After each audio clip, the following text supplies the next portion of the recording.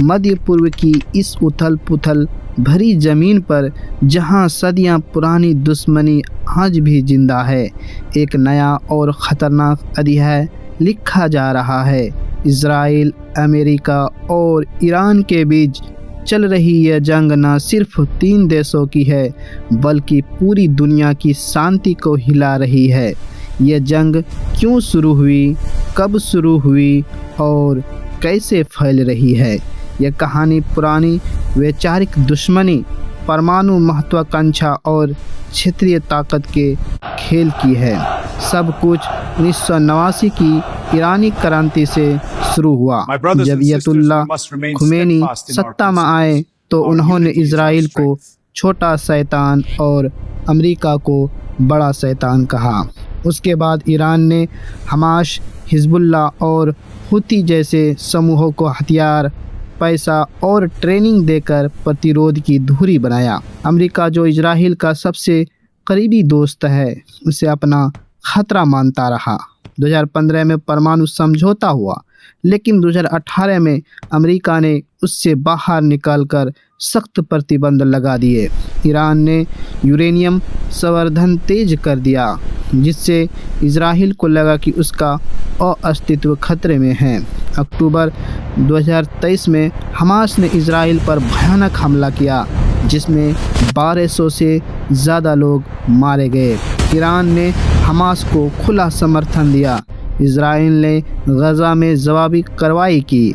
2024 में हिजबुल्ला के कई बड़े नेता मारे गए।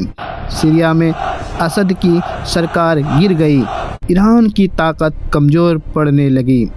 अप्रैल और अक्टूबर 2024 में ईरान ने इज़राइल पर सीधे मिसाइल ड्रोन हमले किए। 45 साल में पहली बार इज़राइल ने बदले में ईरान के हवाई रक्षा और मिसाइल फैक्ट्रियां पर हमले किए। जून 2025 में जंग और तेज हुई। 13 जून इज़राइल ने ईरान के परमाणु केंद्रों और सैन्य ठिकानों पर बड़े हमले शुरू किए। यह 12 दिन का युद्ध कहलाया। ईरान ने सैकड़ों मिसाइलें दागी। 21 जून को अमेरिका भी शामिल हो गया और बंकर बस्टर बमों से तांज फार्डो जैसे गुप्त परमाणु ठिकानों को निशाना बनाया। 24 जून को युद्ध विराम हुआ, लेकिन ईरान का परमाणु सपना टूटा नहीं। फिर फरवरी 2026 में सब कुछ बदल गया। परमाणु वार्ताएं विफल हो गई। 28 फरवरी को इज़राइल और अमेरिका ने संयुक्त हमला शुरू किया। इज़राइल का रोरिंग लायन और अमेरिका का एपिक फ्यूरी, उन्होंने ईरान के परमाणु सुविधाओं को, मिसाइल ठिकानों और नेतृत्व पर एक साथ हमले किए। इसी हमले में ईरान के सुप्रीम लीडर अयतुल्ला अली खमेनेई अपने दफ्तर में शहीद हो गए।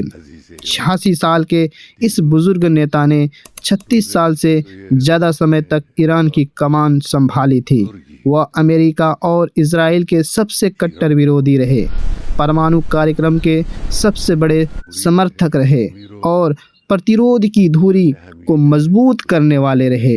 ईरानी राज्य मीडिया ने उनकी शहादत की पुष्टि की और पूरे देश में 40 दिन का राष्ट्रीय शोक घोषित कर दिया। उन्हें शहीद मानकर रो रहे हैं और ईरान का कहना है कि यह बड़ा अपराध है। उनके साथ कई अन्य उच्च अधिकारी भी शहीद हुए।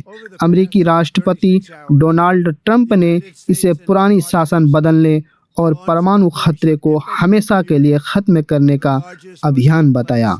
उन्होंने ईरानी लोगों से कहा कि अब उठ खड़े हो और अपने देश को वापस लो। ईरान ने तुरंत जवाब दिया। उसने इज़राइल पर मिसाइलें दागी, खाड़ी के देशों में अमेरिकी सैन्य ठिकाने पर हमले किए, तेल की सप्लाई प्रभावित हुई, हवाई अड्डे बंद हुए और पूरा इलाका हिल गया।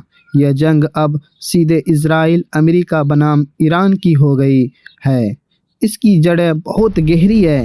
ईरान की परमाणु महत्वाकांक्षा, इज़राइल की सुरक्षा की चिंता, अमेरिका के क्षेत्रीय हित और खुमैनी वाली पुरानी वैचारिक लड़ाई। आज 3 मार्च 2026 को यह जंग अभी भी जारी है।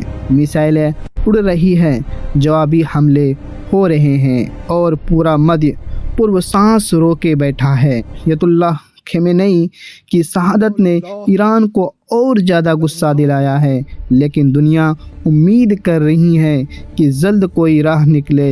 यह जंग सिर्फ हथियारों का नहीं, बल्कि विचारों, शक्ति और अस्तित्व की लड़ाई है। इतिहास बताता है कि ऐसे युद्ध कितनी तेज़ी से फैलते हैं और कितनी बड़ी कीमत चुकानी पड़ती है। फिलहाल अंधेरा गहरा होता जा रहा है, लेकिन शांति की एक छोटी सी किरण अभी भी बाकी है।